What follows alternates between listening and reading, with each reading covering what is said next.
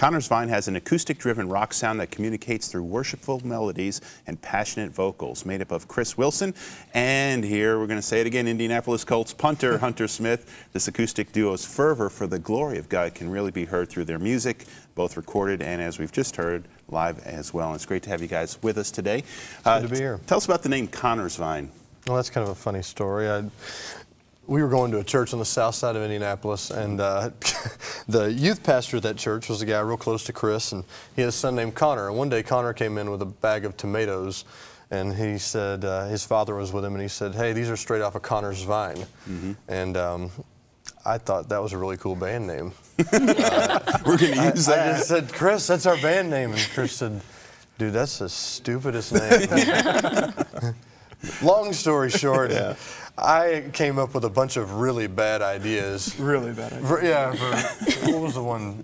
Black Tie Rodeo. Yeah, I came up with was a legitimate option for him. The name Black Tie Rodeo. One night, I don't know if it was bad pizza or what, and I called him. Actually, that was the last straw. He said after I said Black Tie Rodeo, he goes, "Look, Connersvine. We'll go with that." The lesser of all the evils. Now, how do you guys get together? You know, you're a football player. You are an artsy type. How did He is artsy. Yeah, very artsy. So how did you guys even find each other? Well, it was about 7 years ago. Hunter was leading worship for a young adult ministry at the church that I actually grew up at.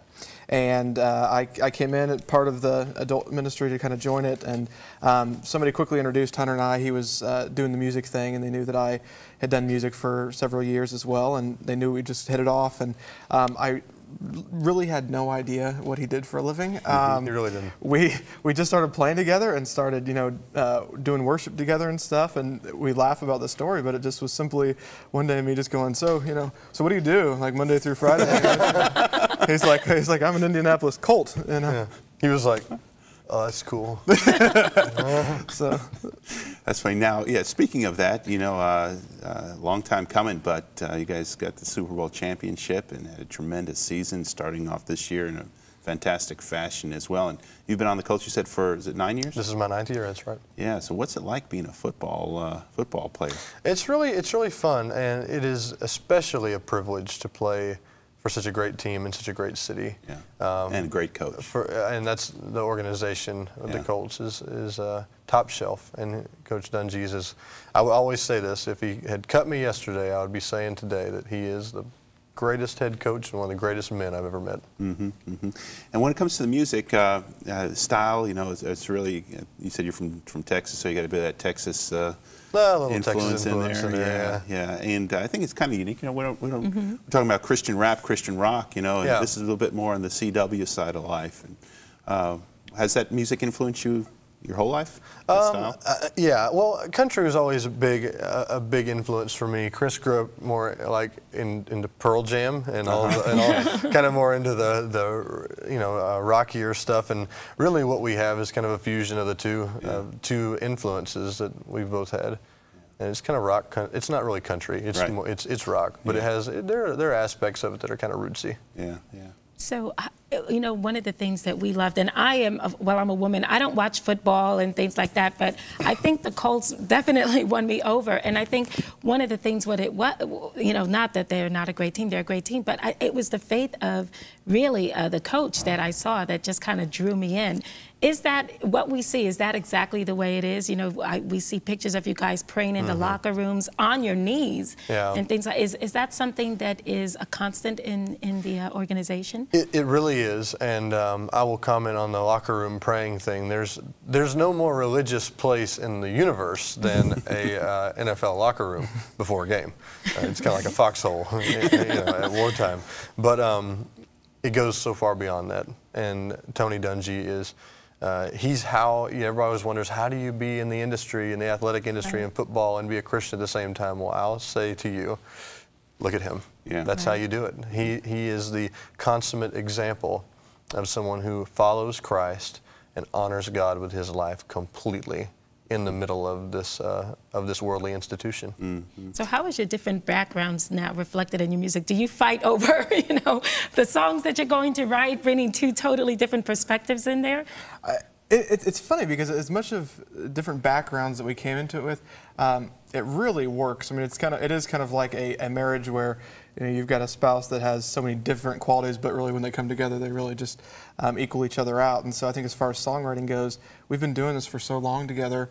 It's kind of what works. If I'm starting a song or if he's starting a song, our first initial response is to take it to him. Let's do this together because that's how it works. Right. On the road a lot, obviously, because of what you do. Your song "Hero," is that kind of born out of wanting to communicate with and leave kind of a message and a legacy? And Sure.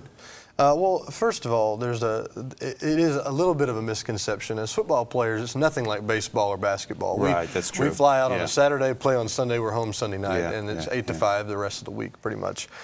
"Hero" is a song that we put together over the course of a year for my son, and it was really a special thing, just wanting him to have something he could listen to during my life, after my life, whatever. Trying my best, as it is so hard to do as a parent, but trying my best to really communicate my thoughts and my sentiment and my love for him. Yeah. And Chris, when you think about the music, what is it that you guys really want to communicate? I think worship is really the core of everything that we do, and I think that we're excited about releasing our first album, and but on that you're going to have some corporate worship stuff that we get to lead, on Sunday mornings at churches, and we've got some stuff that we wouldn't lead. But at the end of the day, that's where we met. That's where we started writing songs, and that's what we do. Is we're worship leaders, and so through everything. I think particularly right now in Christianity, we hear a lot about worship. And we know that worship is reflected in your music. How is it reflected in your personal lives as well? Well, I think it's so much more than writing songs or showing up for church on Sunday morning and singing. We've really embraced this idea that all of life really is worship. And it's not just your hands being in the air on Sunday morning for 20 minutes. It's really all of our life. We lift our hands. We try and lift our hands to the Lord every day, all the time, symbolically, and give everything to Him and lay our lives at His feet. And we believe that that's what worship is, the sacrifice of our lives for God.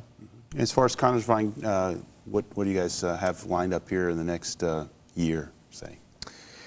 Next year, we've got football season. Not many bands can say that. Do you get to go to all the games? Yeah, we're excited. We've got our first album release October 23rd with I Know Records, and we'll just be doing a lot kind of leading up to that. And as soon as season's over, we'll probably do our first tour. You going to hit the road a little bit? Yeah, we are. Awesome. It's going to be fun. Do you get to go to all the games? He could if he wanted to, but he doesn't really care. Yeah. He's got other things to do on Sunday afternoon. He does watch now. Okay. Yeah, I enjoy reading them on from my couch. Yeah.